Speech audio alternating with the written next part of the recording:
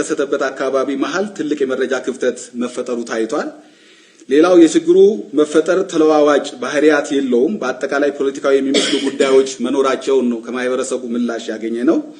የችግሩ ተጋላጮች አንድ ወገን ላይ ያነጣጠረ ማለትም ብሔር ሃይማኖትን መሰረት ያላደረገ መሆኑንና ሁሉንም ያሳተፈ ማለትም አባገዳዎችን፣ አደስንቄዎችን እንዲሁም ሙስሊሙንም ሆነ የኦርቶዶክስ እምነት ተከታዩን እና ሌሎችንም የክርስትና እምነት ተከታዮችንም ጭምር የጎዳ ጉዳት መሆኑ ተገልጾልናል።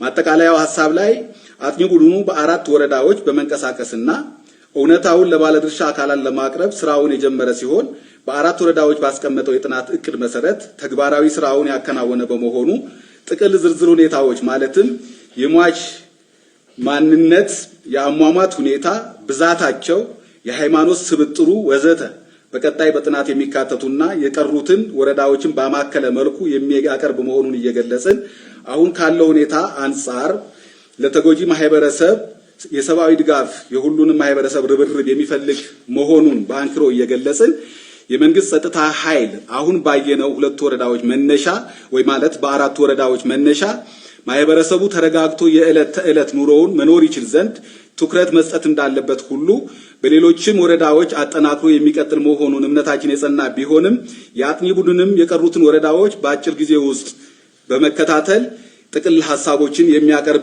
ይሆናል ማለት ነው። ከአንዳንድ የማህበረሰብ ክፍሎች በተለይ በስርካ ወረዳ የቤተ ክህነት ሰብሳቢና የእስልምና ጉዳዮች የወረዳው እስልምና ጉዳዮች ምክር ቤት ሰብሳቢ በአካል አግኝተን ባነጋገርናቸው ሰዓት አጥቂዎቹ አንድም ሃይማኖት እንደማይለዩ የሁሉም ሃይማኖት ስብጥር እንደሆኑ ተገልጾልናል። ሃይማኖታዊ ትንኮሳ ወይንም ልዩነት እንደሌለ ህዝቡ እንደ ጥንቱ ሁሉ አብሮነቱን ጠብቆ እንዳለ ተሰብስቦ አብሮ ሲወያይ እንደደረስንበት ባየነው መሰረት ህዝቡ መሃልም ይሁን የእምነት አባቶቹ መሃል ልዩነት እንደሌለ አረጋግጠን መምጣታችንን ህዝብ እንዲያውቅ ይፋ ለማድረግ ነውና በአጭሩ የተመለከተው ይሄን ይመስላል።